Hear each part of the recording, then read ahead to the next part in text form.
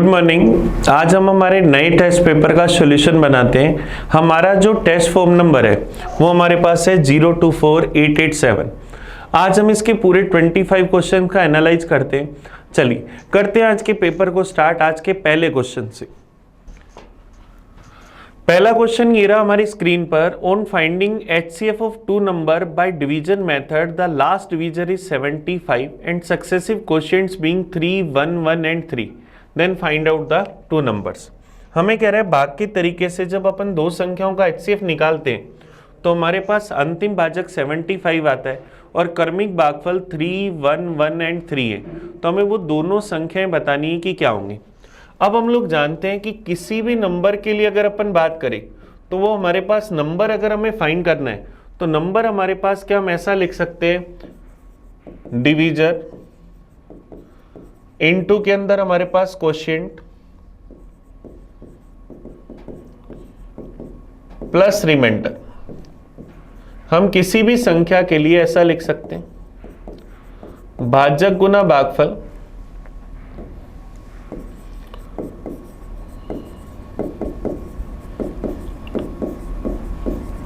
Plus क्या जाएगा, शेषफल। तो अब देखो हम लोगों को पता है कि लास्ट के अंदर हमारा जो डिवीजर है वो हमारे पास अंतिम भाजक कितना है, 75। लास्ट का जो क्वोशिएंट हमारे पास क्रमागत शेषफल जो भागफल है वो 3 है और लास्ट में रिमाइंडर क्या था, 0। तो इसका मतलब इससे पहले वाला नंबर क्या होगा, 225। तो उससे पहले वाला डिवीजर 225 होगा। भाग हमारे पास कितनी बार गया, एक बार। और उससे पहले वाला हमारे पास डिवीजर कितना है, 75। तो हमारा नंबर क्या आ जाएगा, 300। इससे पहले वाला नंबर अगर निकालें तो क्या आ जाएगा, 300। उससे पहले भाग गया एक बार और शेषफल क्या बचा होगा, 225। तो नंबर क्या आ जाएगा, 525। और इससे पहले वाला नंबर निकालें तो 525, भाग गया होगा 3 बार और शेषफल क्या बचा होगा, 300। तो क्या आ जाएगा, 1575 और 3 1875। तो हमारे पास अंतिम जो हमारे पास दोनों संख्याएं थी, या मैं कह सकता हूं जो नंबर से वो कितने थे, 525 और 1875। तो आंसर क्या आ जाएगा, सी। आप अगर इसको इस तरह से नहीं लिखकर करना चाहते तो जैसे हम लॉन्ग डिवीजन मेथड में लिखते हैं, अंतिम मेरे पास भागफल जो है वो कितना है, 3। लास्ट में मेरे पास जो भाजक था वो कितना था, 75। लास्ट में जो भाजक था वो कितना था, 75 और रिमाइंडर क्या बचा होगा लास्ट में, 0। तो नंबर क्या होगा, 75 इंटू 3 225। 0 बचा था, इसका मतलब इससे पहले वाली संख्या क्या थी, 225। इसका मतलब इससे जस्ट पहले हम किससे डिवाइड कर रहे थे, 225 से। भाग ये कितनी बार चला गया था, एक बार। और शेषफल हमारे पास कितना आया था, 75। तो यहाँ नंबर क्या आ जाएगा, 225 प्लस 75 300। इससे जस्ट पहले वाला नंबर क्या था, 300। भाग कितनी बार जा रहा था, एक बार, और शेषफल क्या था, 225। तो 300 प्लस 225, पहले वाला नंबर क्या आ जाएगा, 525। अब इससे पहले हम 525 से भाग दे रहे थे, भाग जा रहा था हमारे पास 3 बार। तो मेरे पास 525 इंटू 3 1575, शेषफल बचा 300। तो नंबर क्या आ जाएगा, 1875।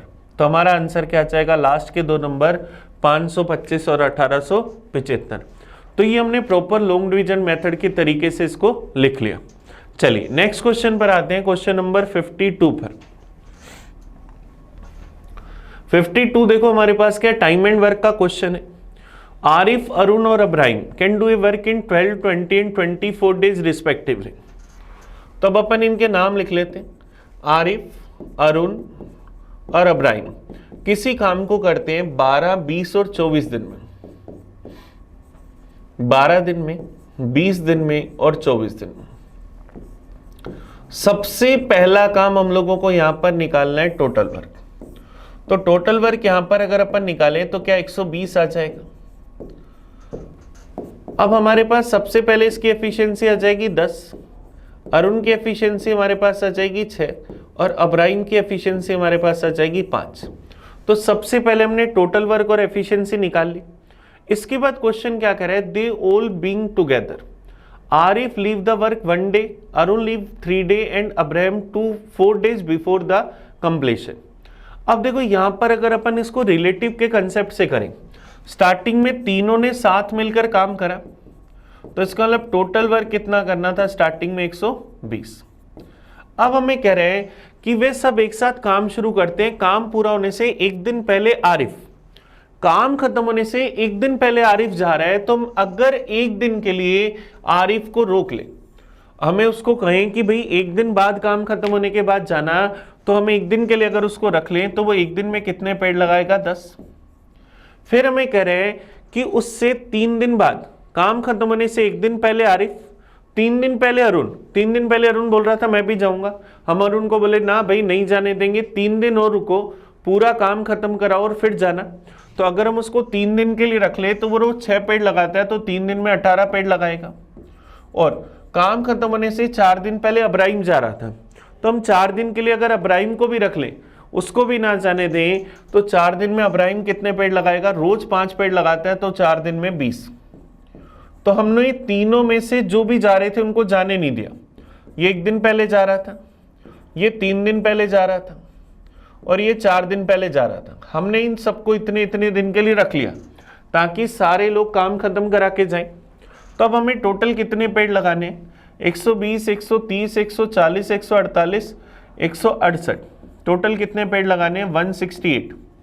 और तीनों मिलकर रोज कितने पेड़ लगाते हैं, तीनों मिलकर रोज 21 पेड़ लगाते हैं। तो 168 पेड़ लगाने में कितना टाइम लेंगे, 168/21, तो कितने दिन ले लेंगे 8 दिन, ये हमारे पास आ जाएगा। और अगर जो क्वेश्चन में कंडीशन दे रखी है भेजने वाली, उसी के अकॉर्डिंग करोगे तो क्वेश्चन का आंसर तो यही आना है, बस थोड़ा सा टाइम कंज्यूमिंग हो जाएगा, थोड़ा सा हमारे पास टाइम कंज्यूमिंग हो जाएगा। चलिए नेक्स्ट क्वेश्चन पर आते हैं, क्वेश्चन नंबर 53 पर। 53 देखो हमें क्या कह रहे हैं, a conical vessel have internal radius is 20 centimetre and height is 27, is full of water. If this water poured into a cylindrical vessel with the internal radius 15 centimeter, what will be the height to which the water rise in it? हमें क्या कर रहा है, एक शक्वाकार बर्तन है जिसके आंतरिक त्रिज्या 20 सेंटीमीटर और हाइट 27 सेंटीमीटर है, ये पानी से भरा है, और इसी पानी को हमें क्या करना है, एक बेलनाकार बर्तन में डालना है जिसकी त्रिज्या 15 है। तो इसमें बताना है कि पानी की हाइट कितनी आएगी। तो हमें पता है कि हमारे पास जो कोन है उसका वॉल्यूम, और हम यहाँ पर जो सिलेंडर होगा उनका वॉल्यूम आपस में क्या होगा, सेम। कोन की रेडियस हमारे पास कितनी है 20 सेंटीमीटर, और कोन की हाइट जो है वो हमारे पास कितनी है 27 सेंटीमीटर। इसको हम जब सिलेंड्रिकल बर्तन में ट्रांसफर कर रहे हैं तो उसकी रेडियस कितनी है 15 सेंटीमीटर, उसकी हाइट बतानी कि क्या होगी। तो कोन का वॉल्यूम सिलेंडर के वॉल्यूम के बराबर होगा। कोन का वॉल्यूम क्या होगा 1/3 पाई r²h, ये बराबर होगा सिलेंडर के वॉल्यूम के, सिलेंडर का वॉल्यूम होगा पाई r²h। ये दोनों आपस में क्या होंगे, इक्वल होंगे। पाई से पाई गया, 3 से चला जाएगा 9 बार, 5 से गया 3 बार, 5 से गया 4 बार, 5 से गया 3 बार, ये गया 4 बार, 3 × 3 9 से 9 कैंसिल हो जाएगा, तो h की वैल्यू 4 × 4 क्या आ जाएगा 16। तो हमारे पास इस जो सिलेंडर है हमारे पास उसकी हाइट कितनी आ जाएगी 16 सेंटीमीटर। इसका मतलब अगर कोन का सारा पानी सिलेंडर में ट्रांसफर करेंगे तो सिलेंडर की हाइट कितनी हो जाएगी 16 सेंटीमीटर, ये हमारा आंसर आ जाएगा। चलिए नेक्स्ट क्वेश्चन पर आते हैं, क्वेश्चन नंबर 54 पर। एक परिवार के 6 सदस्यों की औसत आयु 40 साल है। यदि इनमें एक अतिथि की आयु सम्मिलित कर ली जाए तो औसत आयु 12.5% बढ़ जाती। तो अतिथि की एज बतानी कि क्या होगी। अब देखो परिवार में 6 मेंबर की औसत आयु 40 साल थी, 7वां अगर अतिथि वो भी अगर 40 साल का आता तो इन सब का एवरेज वही रहता, लेकिन उसके आने से एवरेज 12.5% से बढ़ गया। 12.5% का मतलब क्या 1/8 बढ़ गया। अब 40 का 1/8 अगर मैं निकालूं तो एवरेज हमारे पास कितना बढ़ गया 5 साल। एवरेज 5 साल बढ़ गया, इसका मतलब प्रत्येक व्यक्ति की एज 5-5 साल बढ़ा दें, तो 7 × 5 35 साल बढ़ा दी। तो इसका मतलब क्या होगा, वो अतिथि कितने साल का आया होगा 75 ईयर का। तो हमारा आंसर क्या आ जाएगा ऑप्शन सी, ऑप्शन सी हमारे पास इसका सही आंसर आ गया। चलिए नेक्स्ट क्वेश्चन पर आते हैं, क्वेश्चन नंबर 55 पर। 55 देखते हैं क्या कह रहे हैं। 55 जो है हमारे पास वो डीआई का क्वेश्चन है। डीआई में देखो हमें क्या दे रखा है, the flowing pie chart shows the percentage of the employees in each department and percentage of male working in each department. सबसे पहला पाई चार्ट दिखा रहा है टोटल नंबर ऑफ एम्प्लॉइज का, और दूसरा दिखा रहा है total number of male employees का। हमें क्या करना है, क्वेश्चन में क्या बताना है, find the number of females working in the production department. हमें उत्पादन विभाग में, प्रोडक्शन डिपार्टमेंट के अंदर फीमेल्स की संख्या बतानी कि क्या होगी। अब देखिए हम लोगों को पता है कि टोटल एम्प्लॉय 5100, प्रोडक्शन में है 20%, तो 5100 5100 का अगर अपन 20% निकालें तो क्या जाएंगे 1020। टोटल प्रोडक्शन में 1020 एम्प्लॉइज हैं। यहाँ पर मेल की अगर अपन बात करें तो 2050 में से मेल है प्रोडक्शन में 48%, तो 2050 का अगर अपन 48% निकालें, तो 2050 का अगर 48% निकालें तो पहले 2000 का अगर 48% निकालूं तो क्या आ जाएगा 960। 50 का अगर 48% निकालूं तो क्या आ जाएगा 24। तो यहां से मेरे पास क्या आ जाएगा 984 मेल है। 1020 में से अगर 984 मेल है तो मेरे पास 984 लोग अगर 1020 में से घटा दूं तो फीमेल कितनी आ जाएंगी 36। इसका मतलब प्रोडक्शन डिपार्टमेंट के अंदर नंबर ऑफ फीमेल एम्प्लॉइज कितने हैं 36। ये हमारे पास डीआई का क्वेश्चन आ गया। और देखो इसी डीआई पर सिंगल ही क्वेश्चन है, नहीं तो मेंशन कर रखा होता। कई बार डीआई पर एक साथ 3 क्वेश्चन आते हैं या अलग अलग डीआई आती है। चलिए नेक्स्ट क्वेश्चन पर आते हैं, क्वेश्चन नंबर 56 पर। 56 देखो हमारे पास अलजेब्रा का क्वेश्चन है। एक्स वाई जेड की वैल्यू दे रखी है और हमें इसका मान बताना है कि क्या होगा।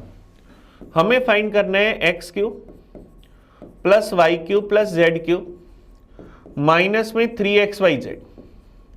तो अब देखो इसको अगर अपन फाइंड करें ये हमारे पास क्या होगा, इसका छोटा सा फॉर्मूला होता है 1/2 x plus y plus z into के अंदर x माइनस वाई का whole square plus y minus z का whole square plus z minus x का होल स्क्वायर। ये हमारे पास आ जाएगा। तो ये क्या आ जाएगा 1/2 x plus y plus z. अगर मैं इन तीनों को ऐड कर दूं तो मेरे पास x है 222, y मेरे पास 223 और z हमारे पास 224। तो अगर अपन इन सबको ऐड कर दें तो मेरे पास यहां से क्या आ जाएगा 4 3 7 2 9 6 6 9 ब्रैकेट के अंदर x माइनस वाई का स्क्वायर, x माइनस वाई का स्क्वायर करूंगा तो मेरे पास -1 का स्क्वायर क्या आएगा 1, फिर y माइनस जेड का स्क्वायर -1 का स्क्वायर फिर क्या आएगा 1, और z माइनस एक्स का स्क्वायर 2 का स्क्वायर क्या जाएगा 4। तो क्या जाएगा 1/2 इंटू 669 इंटू के अंदर 6, 2 से चला गया 3 बार। 669 को अगर अपन 3 से मल्टीप्लाई कर दें तो मेरे पास क्या जाएगा 9 3 27, 6 3 18 और 2 20, क्या जाएगा 2007। तो हमारा आंसर क्या जाएगा ऑप्शन ए।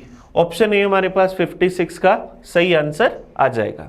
ये हमारे पास अलजेब्रा का क्वेश्चन था।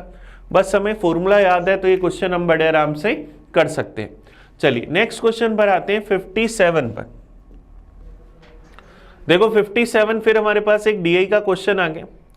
हमें क्या दे रखा है, the total number of the cars. हम लोगों को दे रखा है the bar graph given below shows the percentage distribution of total production of 6 different types of car by the car manufacturing company over 2 year. 2 अलग अलग ईयर्स के अंदर हमें कारों की मैन्युफैक्चरिंग दिखा रखी है कि कितनी कितनी कारें बनाई जा रही हैं।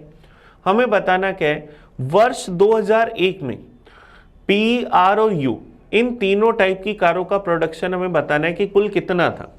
तो अब देखो यहां पर अगर 2001 के अंदर अगर अपन पी टाइप की कारें देखें तो 2001 में पी सबसे पहले यहां से स्टार्ट हो रहा है, पी टाइप की कारें यहां तक आ रही है, तो पी की वैल्यू कितनी है 40। आर की वैल्यू अगर अपन देखें तो पी क्यू आर, आर ये रहा हमारे पास 60 से स्टार्ट हो रहा है और कहां तक जा रहा है 75 तक, तो 15% ये रहा, 40 ये रहा, 15 ये रहा।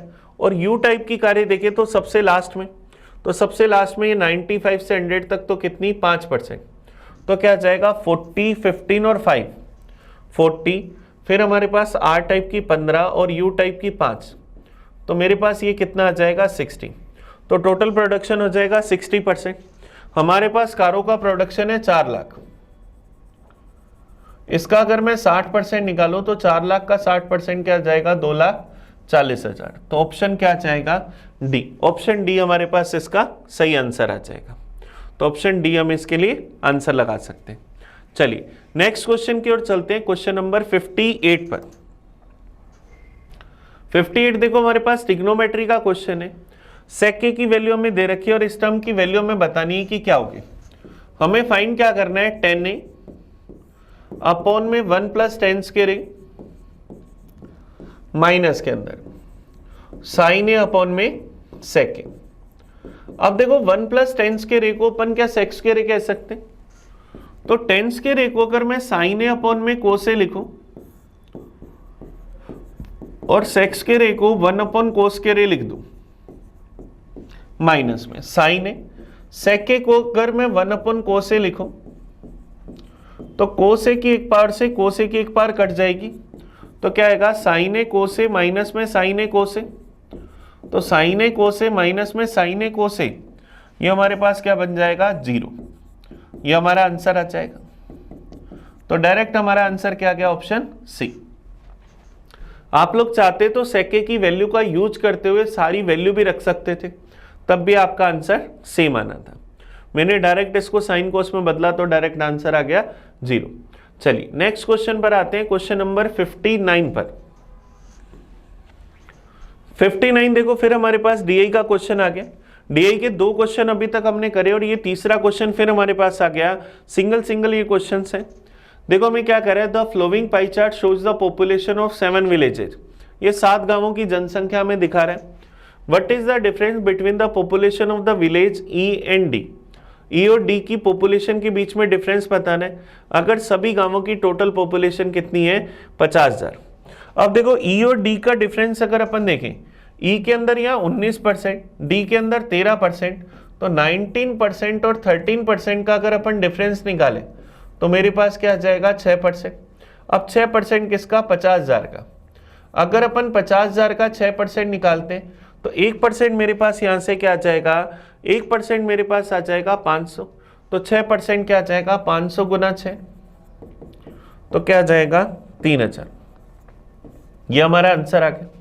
तो अब देखो हमारे पास आंसर क्या आएगा, जनसंख्याओं के बीच में अंतर कितना है 3000। तो ये सबको 1000 में बदल लेना, 50,000, 30,000, सॉरी 5,000, 3,000, 4,000 और 6,000। तो आंसर क्या आ जाएगा ऑप्शन सी। ऑप्शन सी इसका सही आंसर आ जाएगा।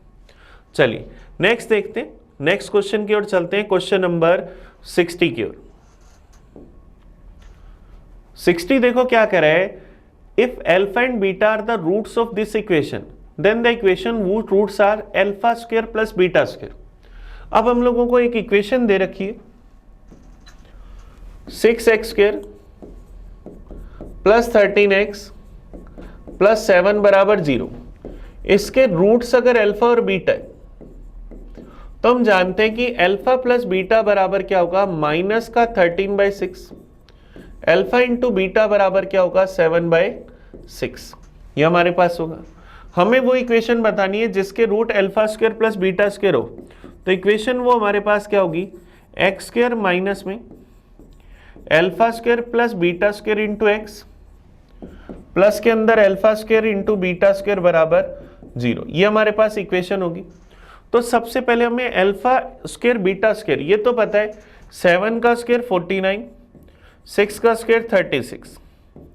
अब मेन हमें चाहिए alpha square plus beta square की वैल्यू। तो अगर मैं इसका स्क्वायर कर दूं, इसका अगर मैं स्क्वायर कर देता हूं यहां पर, तो alpha square plus beta square plus 2 alpha beta बराबर 13 का स्क्वायर 169, 6 का स्क्वायर 36, अल्फा बीटा क्या बनेगा 7/6। तो alpha square plus beta square बराबर 169/36 माइनस के अंदर 2 इंटू 7/6। तो यहां से इसका एलसीएम अपन क्या ले सकते हैं 36, क्या जाएगा 169 माइनस में 14 इंटू 6 क्या आ जाएगा 84। तो यहां से अगर मैं इसमें से 84 घटा दूं तो मेरे पास क्या आ जाएगा 16 प्लस 69। 16 और 69 को अगर मैं ऐड कर दूं तो क्या आ जाएगा 85/36। 85/36। तो यहां से मेरे पास क्या आ जाएगा alpha square plus beta square की वैल्यू 85/36। तो एक्स स्क्वायर माइनस में 85/36 एक्स प्लस 49/36 एक्स बराबर 0। पूरी इक्वेशन को 36 से गुना कर दूं तो 36 एक्स स्क्वायर माइनस में 85x प्लस 49 बराबर 0। ये हमारा आंसर आ जाएगा। तो 36 एक्स स्क्वायर माइनस में 85x प्लस 49 बराबर 0, ये इसका आंसर आ गया ऑप्शन बी। चलिए अब देखिए सिर्फ और सिर्फ हमें अगर यहाँ रूट्स की कंडीशन पता है कि इसके रूट्स क्या होते हैं तो हम इस तरह के क्वेश्चन का आंसर बड़े आराम से निकाल सकते हैं। ये हमने करा हमारे पेपर का क्वेश्चन नंबर 60। इसका मतलब अभी तक हम इसके 10 क्वेश्चन का एनालाइज कर चुके। चलिए नेक्स्ट क्वेश्चन पर आते हैं 61 पर। x is directly proportional to the square of y. When x is 2, find the value of x when y is 3. हमें क्या दे रखा है x y के वर्ग के अनुक्रमानुपाती है। जब x 12 है तो y 2 है। x का मान ज्ञात करिए जब y क्या है 3 है। अब देखो क्वेश्चन में हमें सबसे इंपॉर्टेंट बात क्या दे रखी है, x y के वर्ग के अनुक्रमानुपाती है। x is directly proportional to the square of y। इसका मतलब x डायरेक्टली प्रोपोर्शनल होगा स्क्वायर ऑफ y की। तो x बराबर अपन क्या लिख सकते हैं k इंटू वाई स्क्वायर। अब हमें कह रहे हैं जब x 12 है तो y कितना है 2, तो x की जगह 12 रख दे और y की जगह 2 रख दे तो क्या आ जाएगा 12 बराबर k इंटू 2 का स्क्वायर क्या बनेगा 4। तो k की वैल्यू 12/4 क्या आई 3। इसका मतलब हमारी इक्वेशन क्या बनी x बराबर k Y 3y square. k की जगह क्या आ गया 3। तो x का मान ज्ञात करना है जब y 3 है तो x बराबर क्या होगा 3 इंटू 3 का स्क्वायर। तो क्या आ जाएगा 3 इंटू 3 का स्क्वायर क्या बनेगा 9। तो 9 3 जा क्या बन गया 27। तो ऑप्शन सी हमारे पास इसका आंसर आ जाएगा। तो इंग्लिश में एक छोटा सा करेक्शन करना है जिससे directly proportional the square of y where x is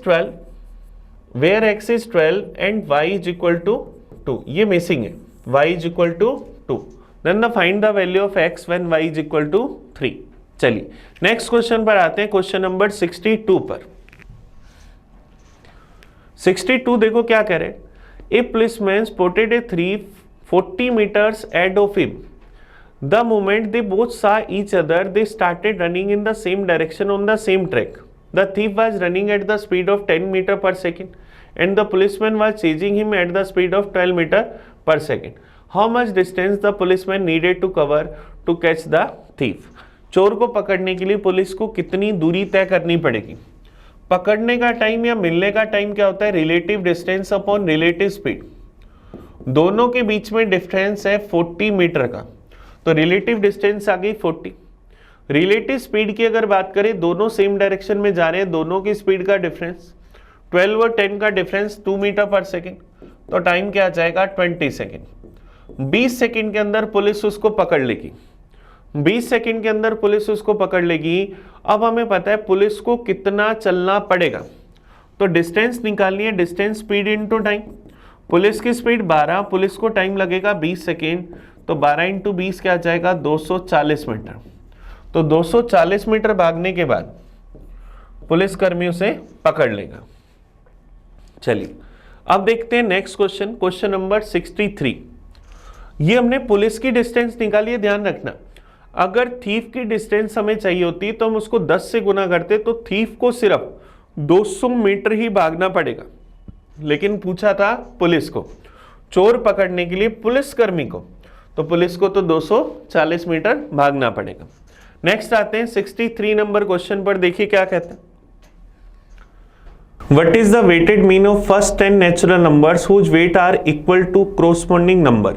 हमें क्या करना है, पहले 10 प्राकृत संख्याओं का भारित माध्य ज्ञात करना है कि क्या होगा जिनका भार संगत संख्या के बराबर है। हमारे पास इनिशियली 10 नंबर्स तो क्या होंगे 1 2 3 4 5, अब इस तरह से 10 तक। अब इनका जो वेट है वो भी हमारे पास क्या इन्हीं नंबर्स के बराबर है, तो 1 का वेट 1 है, 2 का 2, 3 का 3, 4 का 4, 5 का 5, इस तरह से 10 तक। तो अपन अगर इनका भारित माध्य निकालना चाहते हैं तो अगर अपन नंबर इंटू वेट निकालें तो क्या जाएगा 1, 4, 9, 16, 25 इस तरह से, और 10 के लिए क्या जाएगा 100। तो हमारे पास भारित माध्य मीन क्या होगा, हमारे पास क्या होता है A1 into W1 plus A2 into W2। इस तरह से अगर 10 नंबर है तो मैं लिख देता हूँ A10 इंटू W10 अपॉन में W1 plus W2 plus W3, इस तरह से W10 तक। तो यहाँ से देखो अगर अपन क्या करें, ये सारे मेरे पास A1 इंटू W1 या नंबर इंटू W क्या बन रहा है, नेचुरल नंबर्स का स्क्वायर बन रहा है। तो नेचुरल नंबर्स के स्क्वायर का सम क्या होता है n into n plus 1 into 2n plus 1 upon में 6 अपॉन में इनके वेटेड का टोटल 1 से 10 तक के नेचुरल नंबर का सम क्या होगा n into n plus 1 by 2। तो ये 2 पर चला जाएगा, 2 से चला गया 3 बार, n से n कैंसिल, n प्लस 1 से n प्लस 1 कैंसिल, तो क्या आया 2n प्लस 1 बाई 3। अब 2n प्लस 1 बाई 3 तो नंबर्स कितने 10, तो क्या जाएगा 10 इंटू 2 20 प्लस 1 21/3, तो 21/3 आंसर क्या जाएगा 7। ये हमारा आंसर आ जाएगा। और नहीं तो हमें क्या करना पड़ता है 1 से 10 तक के स्क्वायर का सम निकालना पड़ता, 1 प्लस 4 प्लस 9 प्लस 16, इस तरह से 10 तक के क्या आ जाएगा 100 बटा में 1 प्लस 2 प्लस 3 प्लस, इस तरह से 10 तक का टोटल करना पड़ता। तो अब 1 से 10 तक का सम करते तो क्या लिखते 10 गुना में 11 गुना 21 बटा में 6, 6 को मैं बटा में लिख रहा हूँ। 1 से 10 तक का सम करें तो क्या जाएगा n into n plus 1 by 2, तो ये ऊपर आ जाएगा। 10 और 11 आपस में कट गए, 2 से गया 3 बार, 21/3 क्या बना 7। तो आंसर क्या जाएगा ऑप्शन ए, ये हमारे पास आ गया। चलिए नेक्स्ट क्वेश्चन पर चलते हैं, क्वेश्चन नंबर 64 पर। Find the HCF of 60, 148 and 382। 60, 148 और 382 का हमें HCF ज्ञात करना है कि क्या होगा।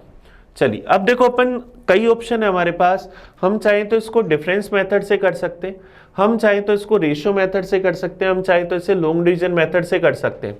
सबसे एक्यूरेट आंसर निकालने का सबसे सही तरीका होता है लॉन्ग डिवीजन मेथड, तो अपन उसी का यूज करते हैं।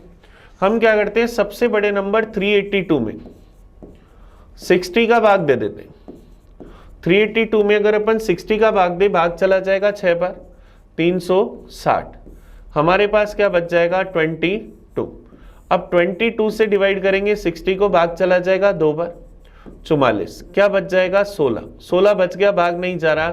16 से डिवाइड करेंगे 22 को, भाग चला जाएगा 1 बार, बच जाएगा 6, 6 से डिवाइड करेंगे 16 को, 6 दूनी 12, बच जाएगा 4, 4 से डिवाइड करेंगे 6 को, भाग चला जाएगा 1 बार, बच जाएगा 2, 2 से डिवाइड करेंगे 4 को, भाग चला जाएगा 2 बार, पूरा पूरा डिवाइड किससे हुआ 2 से। तो इसका मतलब हम क्या कह सकते हैं 60 और 382 का तो जो HCF है वो हमारे पास कितना आया 2, लेकिन हमें इन तीनों संख्याओं का HCF निकालना है। तो हम क्या करेंगे 148 के अंदर 2 का भाग देकर देखेंगे, 2 का भाग देंगे तो मेरे पास 2 का भाग चला जाएगा 7 बार, 7 बार चला गया तो मेरे पास क्या आया 40। अब उसके बाद मेरे पास यहाँ से बचा 0, ऊपर से उतारा 8, भाग चला जाएगा 4 बार, तो पूरा पूरा भाग चला गया मेरे पास 2 से। तो इसका मतलब इन तीनों नंबर्स का HCF क्या है 2। और देखो 2 से छोटा कोई ऑप्शन भी नहीं है, 2 से कोई छोटा ऑप्शन भी नहीं है, इसका मतलब आंसर यही होगा हमारे पास। चलिए नेक्स्ट क्वेश्चन पर आते हैं, क्वेश्चन नंबर 65 पर। What quarterly payment will be discharged a debit of 17,200 in 1 year at 20% per annum simple interest। हमें कह रहा है किस तिमाही भुगतान का 1 वर्ष के लिए 17,200 रुपए का ऋण 20% प्रतिवर्ष साधारण ब्याज पर चुकाया जाएगा। तो देखिए ध्यान देना, रेट हमारे पास कितनी है 20%, अमाउंट हम लोगों को दे रखी है 17,200 रुपए, अमाउंट हम लोगों के पास है 17,200 रुपए, टाइम हमारे पास है 1 साल। लेकिन हम इसकी जो कैलकुलेशन है, इसकी जो कैलकुलेशन है वो हम क्या कर रहे हैं क्वार्टरली, क्वार्टरली हम इसकी कैलकुलेशन कर रहे हैं। तो अब देखिए क्वार्टरली जब कैलकुलेशन करते हैं त्रैमासिक, तो हमारे पास क्या होगा 1 साल में कितनी बार काउंट करते हैं 4 बार, तो रेट को हम कर देंगे R/4 तो r/4 हमारे पास क्या आ जाएगा 5%। टाइम को 4 गुना कर देंगे तो टाइम कितना आ जाएगा 4 साल। तो हमें क्या करना है 17,200 रुपये का 5% से 4 साल में प्रत्येक अमाउंट बतानी है कि क्या होगी। क्वार्टरली पेमेंट का मतलब क्या है कि हमें सिंपल इंटरेस्ट की इंस्टॉलमेंट क्या पे करनी है हर 3 महीने में। तो अगर अपन एसआई इंस्टॉलमेंट का फॉर्मूला लिखें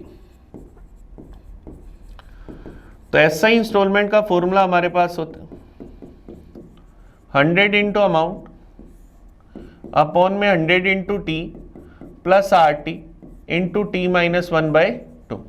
ये हमारे पास आएगा। अमाउंट हमारे पास कितनी है 17,200 रुपये। 100 इंटू टी, टाइम अब हम 4 साल लेंगे तो 100 गुना 4 400 plus R into T 5 into 4 क्या आएगा 20 इंटू टी -1/2 तो 4 - 1 क्या आ जाएगा 3/2। तो अब देखो 2 से चला जाएगा 10 पर, 10 इंटू 3 क्या आएगा 30, 400 प्लस 30 क्या जाएगा 430। तो 100 इंटू 17,200 बटा में 430, 0 से 0 कैंसिल, 43 से काटेंगे क्या एक बार, ये गया 40 पर, 40 गुना 100 क्या आ जाएगा 4,000 रुपये। तो हमारा आंसर क्या आ जाएगा ऑप्शन सी। ऑप्शन सी हमारे पास 65 का आंसर आ जाएगा। चलिए नेक्स्ट क्वेश्चन की ओर बढ़ते हैं, क्वेश्चन नंबर 66 की ओर। 66 देखो हमारे पास क्या है, हमें इसकी वैल्यू बतानी है कि क्या होगी। जब अपन इसमें 90 का भाग देंगे तो हम लोगों को बताना है कि भाग देने पर हमारे पास क्या आएगा। चलिए देखिए ध्यान देना, हम लोगों को पता है एक छोटा सा फॉर्मूला हम लोगों को पता है कि अगर a³ plus b³ a³ plus b³ में अगर अपन क्या करते हैं a³ प्लस b³ में अगर अपने को भाग देना a³ और b³ में भाग देना और रिमाइंडर बताना है तो a³ प्लस b³ का पहला फॉर्मूला पहली टर्म क्या बनती है a प्लस b, इसके बाद में चाहे कुछ भी आए। तो इसका मतलब क्या होगा a³ प्लस b³ में हमेशा और हमेशा a प्लस b का पूरा पूरा भाग जाएगा, a प्लस b का पूरा पूरा भाग जाएगा। तो a प्लस बी का पूरा पूरा भाग जाएगा। तो इसका मतलब a³ मतलब पावर क्या हो, पावर आपके पास ओड होनी चाहिए, पावर आपके पास क्या होनी चाहिए ओड होगी तो आप बड़े आराम से ये बात कह सकते। तो हम लोगों को इसमें रिमाइंडर बताना है कि क्या होगा। तो 1 की पावर 93 प्लस 2 की पावर 93 प्लस 3 की पावर 93 प्लस 89 की पावर 93। तो बीच में अगर मैं यहां पर और स्टेप लिखने की कोशिश करूं 88 की पावर 93 लिख दूं, 87 की पावर 93 लिख दूं, तो यहां पर अगर मैं इस तरह से बीच में स्टेप लिखता हूं और मुझे इसमें 90 का भाग देना है तो देखो क्या मैं 1 और 89 का अगर पेयर करूं 1 की पावर 93 प्लस 89 की पावर 93 तो पावर को भूल जाऊं तो क्या इसमें 1 प्लस 89 का, इसका मतलब 90 का पूरा पूरा भाग जाएगा। सेम ऐसे ही 2 और 88 का पेयर करें तो 2 और 88 90 बनेगा, 3 और 87 बनाएंगे 90 बनेगा।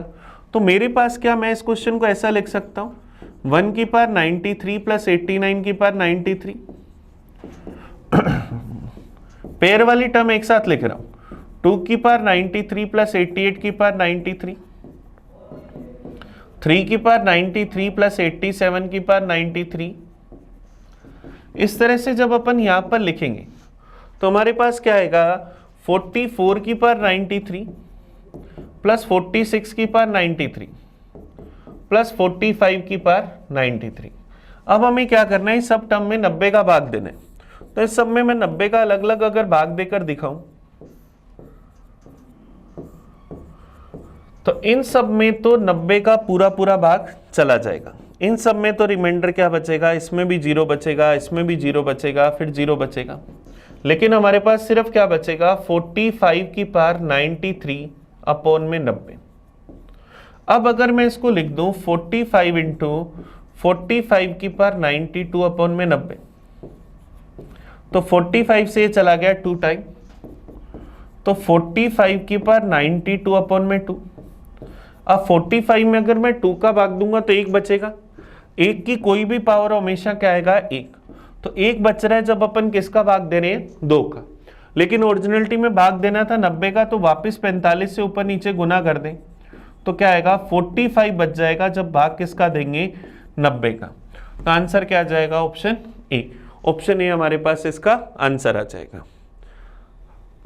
तो हम लोगों ने क्या करा, दो दो के पेयर बनाकर चेक कर लिया और हमें इसमें बताना क्या है, क्वेश्चन मार्क में हमें क्या फाइंड करना है, इसका रिमाइंडर क्या होगा, शेषफल क्या होगा। तो आंसर क्या आ जाएगा ऑप्शन ए। चलिए तो 1 से 89, 288, 387 सबके पेयर बनाकर हम लोगों ने सबको सोल्व कर दिया। सब में 0 था, सिर्फ 45 वाले में रिमाइंडर बचना था और वो हमने लिख दिया 45। चलिए नेक्स्ट क्वेश्चन पर आते हैं 67 पर। A solid metallic sphere of radius 12 centimeter is melted and recast into a cone having the diameter of base 12 centimeter. Then what is the height of cone? हमारे पास क्या है, एक स्पेयर है जिसकी रेडियस हम लोगों को क्या दे रखी है 12 सेंटीमीटर। इसको पिघलाकर हमने एक कोन बनाया, उसकी रेडियस हमारे पास कितनी है, डायमीटर अगर 12 सेंटीमीटर है तो रेडियस 6, हमें उसकी हाइट बतानी है कि क्या होगी। तो क्या स्पेयर का वॉल्यूम कोन के वॉल्यूम के बराबर होगा, क्योंकि किसी भी सॉलिड आकृति को, ठोस को पिघलाकर कोई दूसरी आकृति बनाते हैं तो इनके वॉल्यूम आपस में क्या रहते हैं, सेम रहते हैं। तो स्पेयर का वॉल्यूम क्या होगा 4/3 पाई आर क्यूब, 12 का क्यूब बराबर। कोन का वॉल्यूम क्या होगा 1/3 पाई आर स्क्वायर एच, 6 × 6 × एच। यहां से हमें एच की वैल्यू निकालनी, पाई से पाई कैंसिल, अपॉन वाले 3 से 3 कैंसिल, 6 और 6 से ये चले जाएंगे 2 बार। तो मेरे पास h की वैल्यू क्या बचेगी 4 × 12 × 2 × 2। तो h की वैल्यू क्या आ जाएगी 4 × 2 × 2 4 चौक 16, 16 × 12, तो 16 × 12 क्या आ जाएगा 192। तो मेरे पास क्या आ जाएगा, कोन की हाइट क्या आ जाएगी 192 सेंटीमीटर। ये हमारा ऑप्शन आ जाएगा ऑप्शन बी। ये भी हमारे पास क्या है, मेंसुरेशन का क्वेश्चन है। क्वेश्चन हम पहले भी कर चुके हैं जिसके अंदर हमने कोन को क्या करा, सिलेंडर में चेंज करा था। अब नेक्स्ट आते हैं क्वेश्चन नंबर 68 पर। देखो 68 हमारे पास क्या है, ज्योमेट्री का क्वेश्चन है। In the given figure P and PB are the tangent to the circle with centre O such that APB हमें 54 डिग्री दे रखा है। तो हमें क्या करना है, OBA इसका हमें मान बताना है कि क्या होगा। चलिए डायग्राम बनाकर देखते हैं अपन। यहाँ पर डायग्राम हमारे पास बना हुआ है। सबसे पहले अगर मैं P और O को आपस में मिला दूं, अब मुझे पता है ये पूरा एंगल 54 डिग्री था, तो आधा जो एंगल होगा ये कितना होगा 27 डिग्री, ये 27 डिग्री होगा। ये यहाँ इसको क्या करेगी 90 डिग्री पर कट करेगी, तो एंगल हमारे पास क्या होगा 90 डिग्री। और ये पूरा एंगल भी क्या होता है 90 डिग्री। अब ये 27 डिग्री है, तो क्या हम ये वाला एंगल निकाल सकते हैं। तो 90 में से 27 अगर घटा दो तो ये एंगल क्या आएगा 63 डिग्री। लेकिन हमें एंगल कौन सा फाइंड करना है, हमें एंगल फाइंड करना है OBA, ये वाला एंगल। तो अब देखो अगर अपन ये छोटा सा डायग्राम बनाए, ये O है, इस पॉइंट को अपन M नाम दे दें और ये B नाम दे दें। हमें ये वाला एंगल फाइंड करना है। ये 90 डिग्री है, ये 63 डिग्री, तो ये कितना होगा 27 डिग्री। तो आंसर क्या आ जाएगा ऑप्शन ए। ऑप्शन ए हमारे पास इसका सही आंसर आ जाएगा। और होता क्या है, यहां जो एंगल बनता है, यहां जो एंगल बनता है ये एंगल और ये छोटा सा एंगल, ये आपस में क्या होते हैं इक्वल होते हैं। तो सेम यहां पर ये जो एंगल बना और ये जो एंगल बना ये आपस में इक्वल होंगे, तो ये 27 है, तो ये भी 27। चलिए नेक्स्ट क्वेश्चन पर आते हैं, क्वेश्चन नंबर 69 पर। 69 फिर हमारे पास क्या ज्योमेट्री का क्वेश्चन है।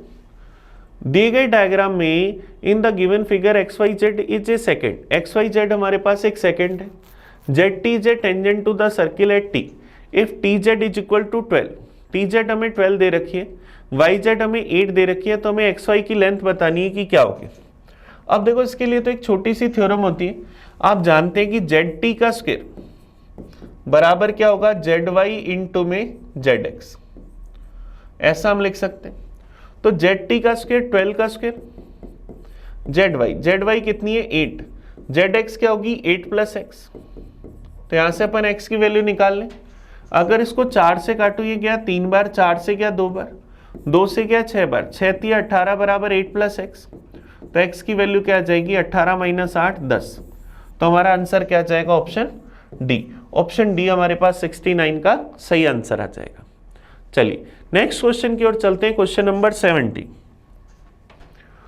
A dishonest dealer sell goods at 7% loss on cost price but use 18% less weight. What is the percentage of profit? कह रहे एक बेईमान डीलर अपनी वस्तुओं को क्रय मूल्य पर 7% की हानि पर बेचते हैं लेकिन 18% कम वजन का यूज करते हैं, तो हमें उसके लाभ का प्रतिशत बताना है कि क्या होगा। अब क्रय मूल्य पर 7% हानि पर बेचता है तो कॉस्ट प्राइस अगर अपन 100 ले तो 7% लॉस पर बेचता है, इसका मतलब कितने में बेचता है, 93 में। लेकिन तोलते समय 18% कम वजन का यूज करता है, 18% कम वजन का यूज करता है, इसका मतलब 18/100 या 9/50। इसका मतलब अगर उसे 50 ग्राम का वेट यूज करना था तो 9 ग्राम का कम यूज करता है, इसका मतलब कितने ग्राम का यूज करता है, 41 ग्राम का। इसका मतलब 100 रुपए में उसने 50 ग्राम खरीदी और 93 में 41 ग्राम बेच दी, तो हमें उसका एक्चुअल प्रॉफिट परसेंटेज बताना है कि क्या होगा। तो मैं 100 में 50 का भाग दूं तो क्या जाएगा, 2। 93 बाय कॉस्ट प्राइस कितना आया, 2। 93 में 41 का भाग दूं तो सेलिंग प्राइस 93/41। तो यहां से मैं इसको ऊपर गुना कर दूं तो कॉस्ट प्राइस क्या जाएगा, 41 × 2 क्या जाएगा, 82। 82 में खरीदा और बेचा कितने में, 93 में। 82 वाली चीज अगर 93 में बेची तो प्रॉफिट कितने का हुआ, 11 का, कितने पर, 82 पर। परसेंटेज में चाहिए, इंटू करा 100% से। 2 से क्या 41 बार, 2 से चला जाएगा 50 बार, तो 550/41% का प्रॉफिट हुआ। अब 550 में अगर अपन 41 का भाग दें तो भाग चला जाएगा सबसे पहले एक बार, हमारे पास क्या बच जाएगा, 14/140। फिर ये चला जाएगा 3 बार। अब 13 पॉइंट समथिंग वाला एक ही ऑप्शन है तो 13.41% का उसे क्या हो जाएगा, प्रॉफिट हो जाएगा। तो आंसर हमारा क्या आ जाएगा, ऑप्शन डी।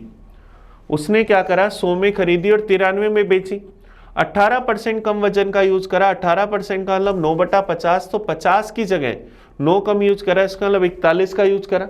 100/50 बना 2, 93/41 क्रॉस मल्टीप्लाई कर दिया, दोनों को 41 से मल्टीप्लाई कर दिया, तो क्या जाएगा 84 से, मेरे पास 84 से क्या हो गया, 82 से क्या हो गया, 93, और यहां से मैंने इसको सोल्व कर लिया।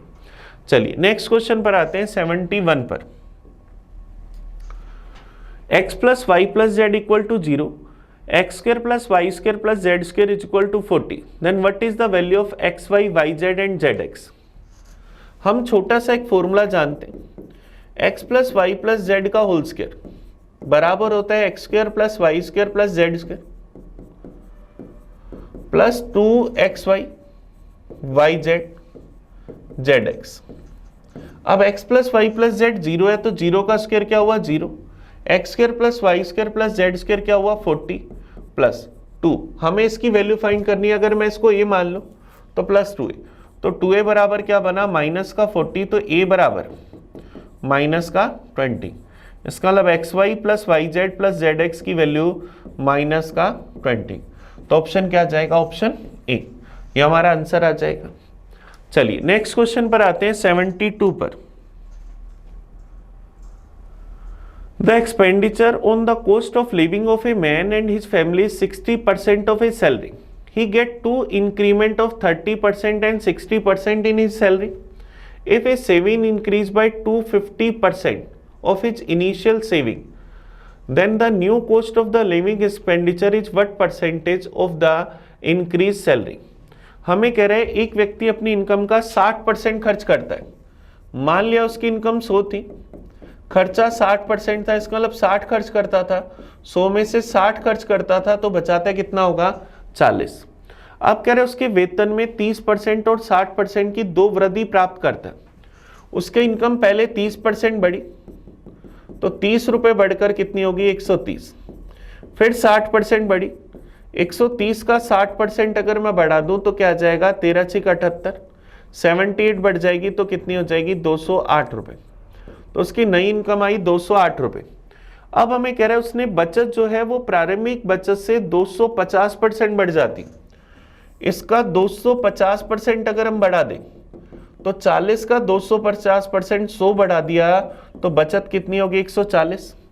अब कोई 208 रुपए कमाकर अगर 140 रुपए बचाता है, इसका मतलब उसका जो खर्चा होगा वो खर्चा उसका कितना हो जाएगा 68 रुपीज। तो मुझे बताना है वो अपनी इनकम का कितना परसेंट खर्च करता है, अपने नए वेतन का कितना परसेंट खर्च करता है। तो 68 खर्च करता है कितने में से, 208 में से। परसेंटेज में चाहिए, इंटू करा 100% से। 4 से अगर इसको काट दे तो ये गया 17 बार, 4 से अगर अपन इसको काट दे तो ये चला गया 52 बार। अब 17/52 अब लगभग कट जाएगा 3 बार, और 3 बार 100/3 33/3%। लेकिन मैंने इसको थोड़ा एक्स्ट्रा काटा है तो इसका आंसर क्या आएगा, थोड़ा सा कम, तो 32.7% यह आंसर आ जाएगा। और आप चाहो तो इसको सोल्व कर सकते हो, 1700% में 52 का भाग दे सकते हो, डिवाइड करोगे तो क्या आ जाएगा 32.7%। ये हमारा आंसर आ जाएगा। भाई 17×3 = 51 होता है, तो 3 से थोड़ा सा ज्यादा जाएगा, 3 से बड़ी वैल्यू का भाग दूंगा तो 100/3 33/3 होता है, तो 33/3 से थोड़ा सा कम आंसर आएगा, तो 32.7%। ये हमारा आंसर आ गया। नेक्स्ट क्वेश्चन करते हैं 73 number. If the area of two isosceles triangles are in the ratio of x square ratio y square, then the ratio of their corresponding height is। दो समद्विबाहु त्रिभुजों के क्षेत्रफलों का अनुपात अगर हमें इतना दे रखा है तो इनकी संगत ऊंचाइयों का अनुपात बताना है कि क्या होगा। एरिया का जो रेशियो होगा इनकी कोरोस्पोंडिंग हाइट के स्क्वायर के रेशियो के बराबर होगा। Area of first upon area of second क्या होगा, इनकी हाइट के स्क्वायर के रेशियो के बराबर होगा। तो पहले का एरिया एक्स स्क्वायर, दूसरे का एरिया वाई स्क्वायर, ये बराबर होगा h1 square plus h2 square के। तो यहाँ से h1 h2 का रेशियो क्या आ जाएगा, रूट करूंगा तो x रेशियो y, तो क्या आ जाएगा x रेशियो y के बराबर आ जाएगा। क्योंकि हमें पता है अगर दो समद्विबाहु त्रिभुज है तो क्या होगा, वो दोनों आपस में क्या होंगे, सिमिलर होंगे, और सिमिलर होंगे तो अपन यहाँ से क्या कह सकते हैं, दो सिमिलर ट्रायंगल के एरिया का रेशियो इनके हाइट्स के स्क्वायर के रेशियो के इक्वल होता है। चलिए नेक्स्ट क्वेश्चन देखते हैं 74। A sum of money double itself in 7 years at simple interest. In how much time it will be 5 times of itself? कितने समय में 5 गुना हो जाएगी। अगर मैं कहूं कि 100 रुपए थे, हमारा जो प्रिंसिपल था वो अगर 100 रुपए था, तो सिंपल इंटरेस्ट से 7 सालों में ये 2 गुना हो गए। इसका मतलब कितने रुपए बन गए, 200 रुपए। 100 रुपए से 200 रुपए बने तो सिंपल इंटरेस्ट कितना मिला, 100 रुपए। तो अगले 7 सालों में फिर से 100 रुपए सिंपल इंटरेस्ट और मिलेगा तो 300 रुपए हो जाएंगे। अगले 7 सालों में फिर 100 रुपए सिंपल इंटरेस्ट मिलेगा, 400 रुपए हो जाएंगे। और अगले 7 सालों में फिर से 100 रुपए सिंपल इंटरेस्ट और मिलेगा तो 500 रुपए हो जाएंगे। तो 5 गुना हो गए। 5 गुना होने में कितना समय लगा, 7, 14, 21 और 28। आंसर क्या जाएगा, 28 साल। ये हम कह सकते हैं। या आप डायरेक्ट अगर कहना चाहो तो हमें उसे 5 गुना करना है, इसका मतलब 4 गुना ऐसा ही चाहिए सॉरी 4 गुना ऐसा ही चाहिए। 1 गुना ऐसा ही मिलता है 7 साल में, तो 4 गुना ऐसा ही 7 चौक 28 साल में। ये हमारा आंसर आ जाएगा। चलिए नेक्स्ट क्वेश्चन पर आते हैं 75 पर। If a 7-digit number 54P3987 is divisible by 11, तो हमें क्या करना है, P का मान बताना है कि क्या होगा। एक 7 अंकों की संख्या दे रखी है 54P3987, ये 11 से डिविजिबल है। तो 11 से डिविजिबल का रूल निकाल लेते हैं। ओड और इवन के सम का डिफरेंस 0 या 11 का मल्टीपल होना चाहिए। तो 7 और 9 16, 16 plus P plus 5 21 plus P। दूसरी साइड का अगर सम करें तो 4 और 3 7 और 8 15, इनका डिफरेंस क्या होना चाहिए, 0। तो यहां से अगर मैं इनका डिफरेंस अगर 0 निकालना चाहता हूं तो अब देखो 21 प्लस P, अब 15 और इनका 21 का डिफरेंस तो 6 बना, 6 प्लस P बराबर 0 या 11। तो 11 बनाना है तो P का मान कितना होना चाहिए, 5। तो हमारा आंसर क्या जाएगा, ऑप्शन ए। ये हमारे पास आंसर आ जाएगा, क्योंकि 0 तो बन नहीं सकता तो 11 बनेगा। 11 बनेगा तो P का मान क्या होना चाहिए, 5। तो ये आंसर आ गया ऑप्शन ए। आप चाहो तो 5 रखने के बाद 6, 4, 5, 3, 9, 8, 7 इसमें 11 का भाग देकर भी देख सकते हो, पूरा पूरा भाग चला जाएगा। चलिए, तो आज के पेपर के हमने पूरे 25 क्वेश्चंस का एनालाइज करा। आप इस वीडियो को अच्छे से देखना, आपको कहीं भी कोई डाउट हो, कोई परेशानी आए तो मुझे कमेंट करना, मैं उसका रिप्लाई करूंगा। तो हम मिलेंगे नए पेपर में, नई वीडियो में, नए सॉल्यूशन के साथ। तब तक के लिए थैंक यू। मैं आपका अपना प्रिंस। हम मिलते हैं अगली वीडियो में।